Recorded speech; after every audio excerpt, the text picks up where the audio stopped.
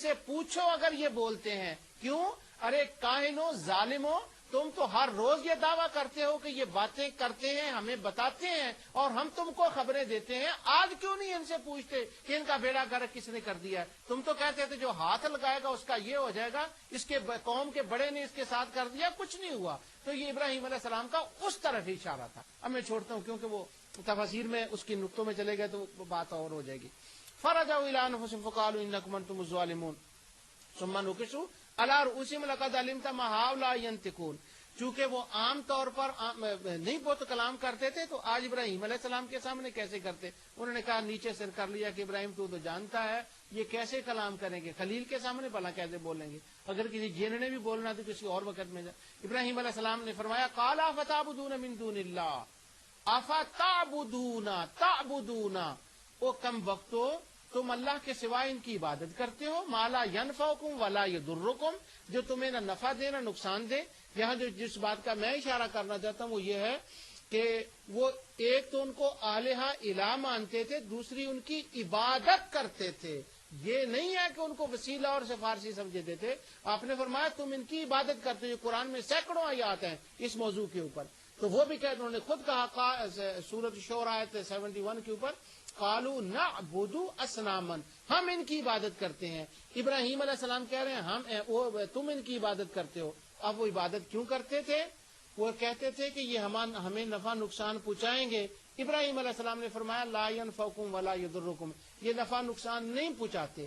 اگر ان کا اعتقاد نہ تھا کہ یہ نفع نقصان پہنچا سکتے ہیں، اگر ان کا یہ اعتقاد ہی نہیں تھا تو ابراہیم علیہ السلام نے ان کو یہ کہا کیونکہ یہ نفع نقصان نہیں پہنچا سکتے. یہ اس لیے کہا کہ ان کی اس بات کا رد سیدنا ابراہیم علیہ الصلوۃ والسلام فرما رہے تھے. اف لکم ولما تعبدون، حیرت ہے تم پر کہ تم یہ کیا کر رہے ہو.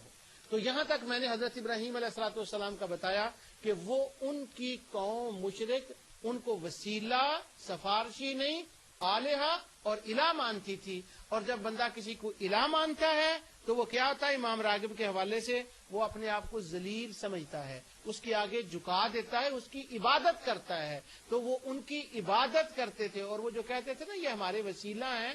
اللہ تعالیٰ نے فرمایا اس کے بارے میں اللہ یقربون ان اللہ ما نعبدهم الا یقربون الی اللہ زلفی ان اللہ لا یہدی من هو کاذب کفار، کہ یہ جھوٹے ہیں، یہ جھوٹ بول رہے ہیں. یعنی جس کو اللہ کہا کہ وہ جھوٹ بول رہے ہیں اور ہمارے شبہ ڈالنے والے دوست ان کافروں کی وکالت میں کہتے ہیں کہ وہ سچ کہہ رہے ہیں کہ وہ واقعہ وسیلہ ہی سمجھتے تھے. اللہ کہتا ہے وسیلہ نہیں، یہ الہہ سمجھتے ہیں، ان کی عبادت کرتے ہیں. یہ پورا قرآن اسی کے اوپر گواہ ہے. سیدنا شعیب علیہ السلام سورہ ہود کی آیت نمبر 101 اللہ تعالیٰ فرماتا ہے وما ظلمناہم ولکن ظلموا انفسہم فما اغنت عنہم آلہتہم التی یدعون من دون اللہ من شیء لما جاء امر ربک وما زادہم غیر تتبیب. اللہ تعالیٰ فرماتا ہے جب قوم شعیب کے اوپر ظلم عذاب آیا تو ہم نے ان لوگوں پر ظلم نہیں کیا بلکہ خود انہوں نے اپنی جانوں کے اوپر ظلم کیا. فما اغنت عنہم آلہتہم التی یدعون من دون اللہ.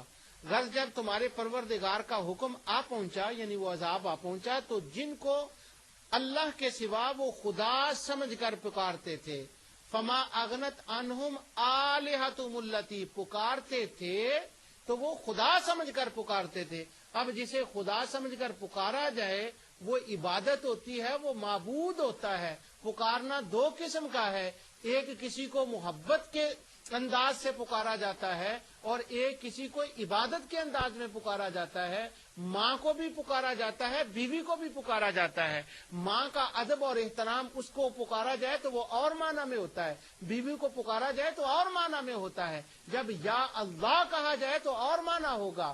نعوذ باللہ جب مشرکین یا عزا یا لات کہتے تھے اس کا اور معنی ہے، وہ عبادت کے معنی میں تھا. اور جب یا رسول اللہ یا حبیب اللہ کہا جائے تو وہ محبت کے معنی میں ہے، اس کا معنی اور ہے. تو وہ آلہتہم التی وہ ان کو معبود مانتے تھے. اللہ تعالیٰ فرماتا ہے جب وہ اللہ تعالیٰ کا حکم آ گیا وما زادہم غیر تتبیب، وہ ان کے کچھ کام نہ آئے بلکہ انہوں نے ان کی اس مصیبت میں اور اضافہ کر دیا، زیادہ اضافہ ہو گیا. یہاں میں بات سمجھا دوں دوبارہ کہ میرا جو ٹاپک ہے وہ یہ ہے کہ شعیب علیہ السلام کی قوم اللہ کے سوا جن کو پکارتی تھی وہ ان کو وسیلہ سفارشی نہیں الام آلہا خدا مانتی تھی ان کو، اور اللہ تعالیٰ وہ یہ سمجھتے تھے کہ جب ہمارے اوپر عذاب آئے گا تو امام طبری سے لے کر شوکانی تک سب نے اس آیت کی تفسیر میں لکھا کہ ان کا یہ عقیدہ تھا، کیونکہ شعیب علیہ السلام کہتے تھے اگر اللہ کا عذاب آیا تو تباہ ہو جاؤ گے، اور طبری سے شوکانی تک کہتے ہیں کہ ان کا یہ عقیدہ تھا کہ فما اغنت عنہم آلہتہم التی، وہ کہتے تھے اگر کوئی اور عذاب لے آیا تو یہ ہمارے عذاب کو دفع کر دیں گے، ختم کر دیں گے، کیونکہ یہ ہمارے خدا ہیں، ان کے اندر یہ طاقتیں ہیں، یہ اللہ کے بھیجے ہوئے عذاب کو بھی دفع کر سکتے ہیں، ختم کر سکتے ہیں، نعوذ باللہ۔ یہ ان کا اعتقاد تھا، اٹھائیے طبری سے لے کر شوکانی تک۔ ابھی بھی کہتے ہیں کہ وہ ان کے اندر قوت نہیں مانتے تھے، ابھی بھی کہتے ہیں کہ ان کو وہ وسیلہ اور سفارشی مانتے تھے۔ وما زادہم غیر تتبیب، اور ان کے اندر زیادہ اضافہ ہو گیا۔ اس کی آیت کی تفسیر میں مفسرین فرماتے ہیں کہ ایک تو اس جہاں میں عذاب آیا، مرنے کے بعد اگلا عذاب دیکھا تو ان کے اندر اور افسوس ہوا، تو اس طرح سے ان کے عذاب میں اضافہ ہو گیا۔ سیدنا موسیٰ علیہ الصلوۃ والسلام، اس پر انشاءاللہ میں آگے تفصیل سے بات کرنے والا ہوں۔ اس آیت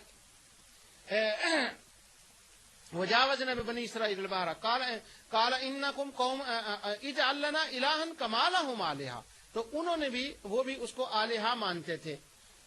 فاخرج لهم عجلا جسدا له خوار فقالوا هذا الہکم والہ موسیٰ فنسی، تو انہوں نے بچڑے کو بھی الہ مانا۔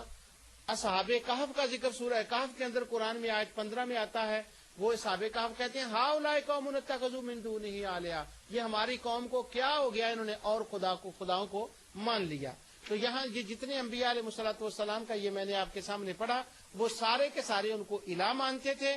اسی طرح نبی اکرم نور مجسم صلی اللہ علیہ وسلم کے زمانے میں جو مشرک تھے، آپ سے پہلے مشرک تھے، وہ بھی الہ مانتے تھے، وہ آلہہ مانتے تھے۔ اس کی بہت سی آیات میں نے جمع کی تھی، لیکن میں اس کو ان کو چھوڑ رہا ہوں، مجھے اشارہ ہو گیا ٹائم کے لیے۔ یہ مشہور آیت ہے، اللہ تعالیٰ فرماتا ہے سورہ انبیاء کی 21، 21 اور 22، ام اتخذوا آلہۃ من الارض هم ينشرون، تم نے زمین سے اپنے آلہہ بنا لیے، کیا وہ اکٹھا کر سکتے ہیں؟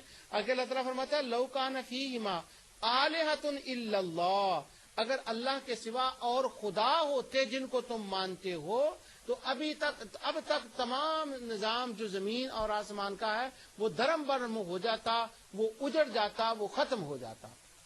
آگے سورۃ انبیاء کی آیت 34 میں اللہ تعالیٰ فرماتا ہے وَإِذَا رَآكَ الَّذِينَ كَفَرُوا أَن يَتَّخِذُونَكَ إِلَّا هُزُوًا أَهَٰذَا الَّذِي يَذْكُرُ آلِهَتَكُمْ، جب نبی اکرم نور مجسم صلی اللہ علیہ وسلم گزرتے تو کافر ان کا مذاق اڑاتے اور کہتے یہ وہ جا رہا ہے أَهَٰذَا الَّذِي يَذْكُرُ آلِهَتَكُمْ وَهُمْ بِذِكْرِ الرَّحْمَٰنِ، جو ہمارے خداؤں کا نام برائی سے لیتا ہے، تو وہ آلہہ مانتے تھے۔ اجعل الآلہۃ الہا واحدا، تو وہ سورہ صاد آیت 5 کے اندر ہے کہ وہ کہنے لگے اس نے اتنے خداؤں کا ایک خدا بنا دیا۔ مفسرین اس آیت کی تفسیر میں کہتے تھے، ان کا کہنا یہ تھا کہ یہ بلا اتنا بڑا کام تنہا جو خدا ہے وہ کیسا کر سکے گا۔ تو ابھی تک جتنی میں نے یہ آیات آپ کے سامنے پڑھی، وہ وسیلہ اور سفارشی نہیں مانتے تھے، وہ جو کہتے تھے ان کا جھوٹ تھا، اور وہ کہتے تھے کہ یہ سفارشی اس دنیا میں ہمارے ہیں، آخرت کے وقت وہ مانتے ہی نہیں تھے، اور سفارشی بھی ایسے کہ یہ اللہ سے زبردستی کوئی کام کرا لیں گے، کیوں؟ یہ اس کے شریک ہیں، نعوذ باللہ من ذالک۔ سورہ انعام کی آیت نمبر 134 میں اللہ تعالیٰ فرماتا ہے وَجَعَلُوا لِلَّهِ، یہاں سے آیت شروع ہوتی ہے فَقَالُوا هَٰذَا لِلَّهِ بِزَعْمِهِمْ وَهَٰذَا لِشُرَكَائِنَا فَمَا كَانَ لِشُرَكَائِهِمْ، وہ کہتے تھے یہ ہمارے شریک ہیں، یعنی وہ مانے شریک، وہ مانے الہ، وہ مانے آلہہ، اور ان سارے گروپ شبہ ڈالنے والوں کو نظر آئے نہیں، وہ تو صرف وسیلہ مانتے تھے۔ وَإِذَا رَأَى الَّذِينَ أَشْرَكُوا شُرَكَاءَهُمْ قَالُوا رَبَّنَا هَٰؤُلَاءِ شُرَكَاؤُنَا الَّذِينَ كُنَّا نَدْعُو مِن دُونِكَ۔ 84 آئے سورہ نحل کی کہ جب قیامت کا دن ہوگا تو وہ ان کے شریک ان کے سامنے آئیں گے، تو وہ کہیں گے یہ ہیں ہمارے شریک جن کو ہم نے خدا کا شریک بنا رکھا تھا۔ یہ جو آیت 134 میں نے تلاوت کی ہے، اس کے اندر یہ بیان ہے کہ وہ اپنے شریکوں کو، اپنے الہوں کو، اپنے آلہہ کو اللہ تعالیٰ کی ذات سے بڑا مرتبہ دیتے تھے۔ اور وَيَقُولُونَ هَٰؤُلَاءِ شُفَعَاؤُنَا عِندَ اللَّهِ، یہ ان کا جو کہتے تھے یہ ہماری سفارشی ہیں، ایک تو یہ ان کا جھوٹ تھا، اور دوسرا وہ یہ تھا کہ وہ کہتے تھے یہ زبردستی سفارشی کریں گے۔